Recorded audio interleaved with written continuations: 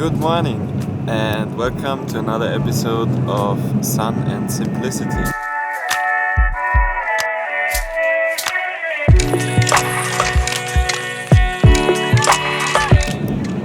We woke up at the supercharger on the border between Sweden and Finland, and we again saw by crossing the border that the landscape immediately changes, because Finland and Norway were like boring. The landscape was just a few tree stumps and snow.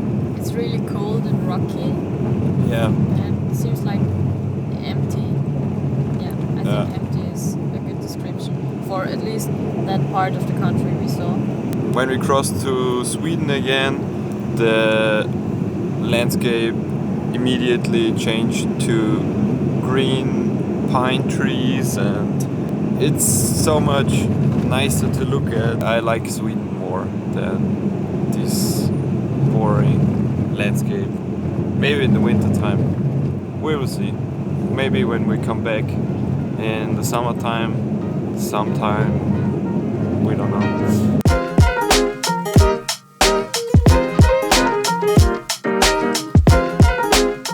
Where are we going? We're going to Kiruna, which is known as a hotspot for northern lights, and probably you can hear it or see it. The streets are also getting better in Sweden. Yeah. So in Kiruna we're about to stay for 2 nights. Tomorrow night we have already booked a room, which is actually a cabin in the woods. That area is known for its reindeers around, so we're excited about that.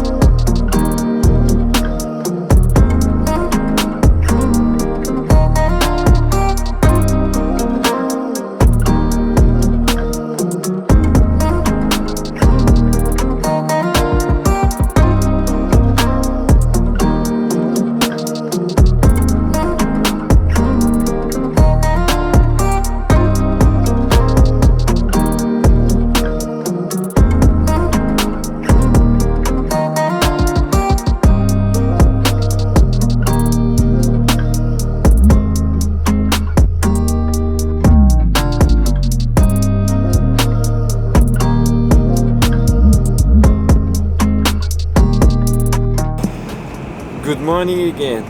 What happened and what did we do? 2 days ago we arrived in Kiruna. We found a charging possibility at Co-op. Actually, this was the greatest Co-op we've ever seen and we've ever been in. Because of course we had to look in there. I've never seen so many juices or Oatly milks. It's crazy. There was just like everything you could want to buy. Before we started the trip, we booked 2 cabins, so we had like 2 points where we know we could shower and rest if we couldn't sleep that well in the car. And go to the sauna. I wasn't quite sure at first if it would be warm enough to sleep in the car, so I wanted to make sure that we had a warm place to stay and also to warm up a little bit with the sauna, which we didn't need, but it's really nice to go to a sauna. We really enjoyed the sauna. The place we stayed at was called the Reindeer Lodge. It's like 900 meters from the Ice Hotel, which is very famous. We arrived a day before, so when we charged we went there, and then there was no one at the reception because it was way too late. Then we said like, yeah, in front of the lodge there is a parking place, so we parked there and spent the night there. And of course I had to go outside to go to the toilet, and there are the northern lights again. So we saw them twice. We're pretty lucky. Yeah, we're pretty lucky, I guess. This time they were even more intense, so they were brighter and they danced around even more on the sky. We slept on a spot where very much people come and take photos of the northern lights, I guess, because as they started and I went outside, there were like 4 or 5 cars coming, like zack, zack, zack, zack, and then the people got out of it and had cameras and took photos of them. So it was kind of crazy. I guess Kiruna is really a hotspot for the northern lights. The cabin was ready after we had lunch, and then we used the sauna, and it's also driven by a wood stove, which is very cool, I think. And you sit in the sauna and look outside, and there are the reindeers running around and going through the snow, searching for food and everything. And after the sauna you go outside on a little balcony and can sit in the sun, and it's so quiet there. I enjoyed it so much. I had like 3 sauna sessions, and the best thing about it was to sit outside butt naked and you're steaming and it's cold. It's like minus 4 degrees this time. Yeah, it was like minus 4 degrees, but it's so nice. I enjoyed it so much. It was so good. Yeah, then we got picked up in the evening and we drove into town where a outdoor museum was for the traditional Samis. We are currently at the supercharger because the light was constantly changing while driving, so yeah, that's why.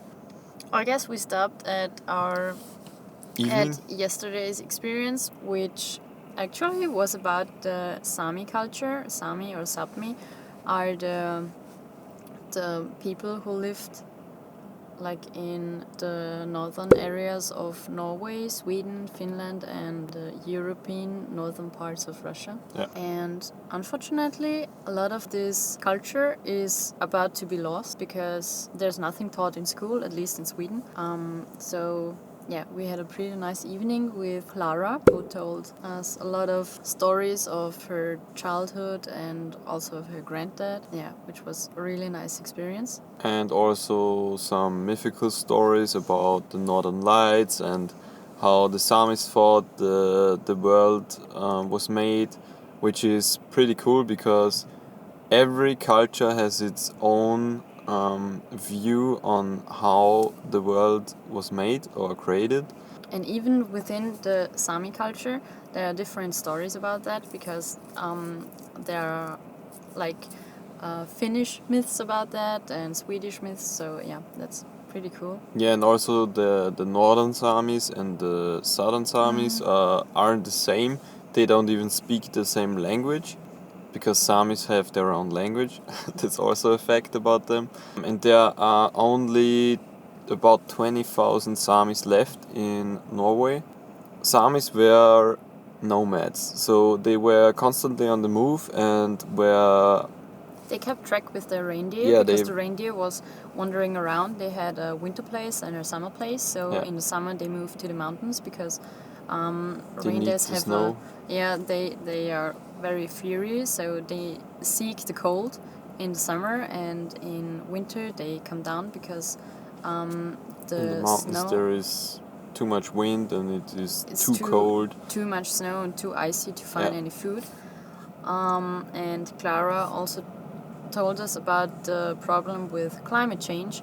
With the constantly warm and cold weather, the snow melts.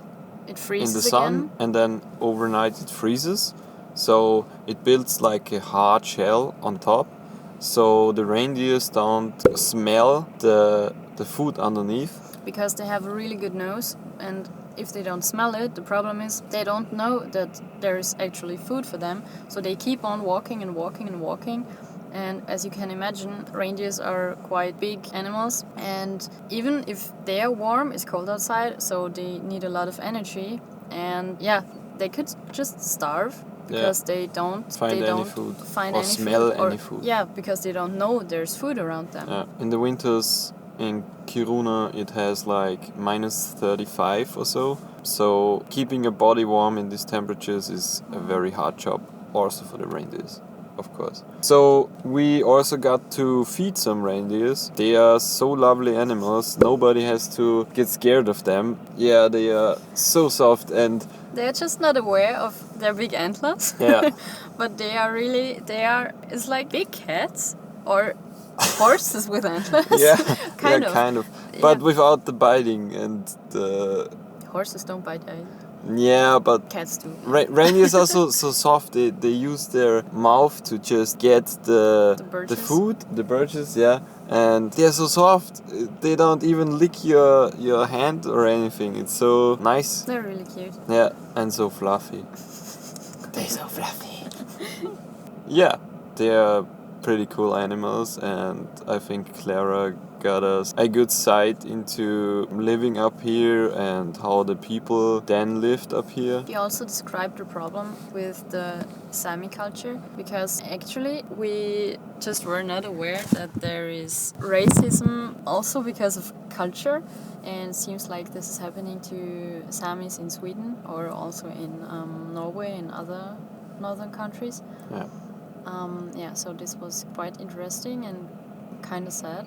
Yeah, and also the suicidal rate up here is pretty high, or it is the highest all over the world also, she said. She also said why, because the Samis always want to live with one foot in the Western world and with one foot in the traditional cultural world. It's really hard because on one side, if you go to school, you want to be part of the other kids, of the other groups. You want to wear like normal clothes, have a new snowmobile and an iPhone or something, like stuff which is pretty normal for us. But on the other side, there's also that special connection to nature and earth, and some of those people really want to be a herder or something, and that's really contrary. And I think because the culture isn't taught in school, so the other people just don't know about it, and so they can also don't understand. Yeah, and we also learned about reindeer hoarding, which gets harder and harder every year, because only Samis can hoard reindeers or so, she said, because they have like a mark and they have to prove that they are real Samis and they for generations had reindeers, and it's very hard if you lose the mark to get it back. It's possible, but it's very hard, she said. There's also a problem with the government because you don't have the same amount of reindeer like every year, so when there is much food you have more reindeers. When there is less food, your herd gets a little bit smaller. Because they are not in a cage or something, they are wild animals, so they need the space, they always move, and also they can get lost, so they can wander off to another country or get hit by a truck or something on the street, so you lose your property. And reindeers up here are real property. It's not an animal. It's property. For the government. And so if you want to be a herder or are a herder, you have to make sure that you make every year a profit, which is really hard if the amount of your deer just goes up and down and up and down. Yeah, it's not always the same. So that's also a really big problem. To start or get your mark back, you need a lot of reindeers to have this consistent flow of meat and fat and everything, which is pretty hard, I guess. And many reindeer hoarders go into debt in the years where their hoard are not that big, and so this is tearing on people. That's why the suicidal rate goes up.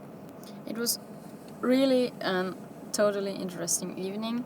Yeah. So if you have the chance to go there, we can really recommend Nuti Sami Cedar, I guess it's called. That's the place where we stayed. It's also called the Reindeer Lodge. The Reindeer Lodge, We yeah. can put the link in the description. Definitely. At the Reindeer Lodge, there's a big area for the reindeers, and there are like 100 reindeers or so, which is crazy. And you always get to see them. So you get out of your cabin and you see them in the morning. Or It's in the sauna. it's very cool. Or in the sauna, you sit in the sauna and you look outside, like we said before. Yeah, it's very cool. That's very cool. Yeah. So now we are on our way back. Yeah, we gotta be driving through Sweden today and leaving it And behind. tonight. Yeah, and tomorrow morning, I see. And probably tomorrow through Germany, and so we'll be back home the day after First, tomorrow. we have to stop in Denmark, Yeah, sure. in Copenhagen, Because to get the there's- best bakery goods Yeah, there that's are. a really awesome bakery.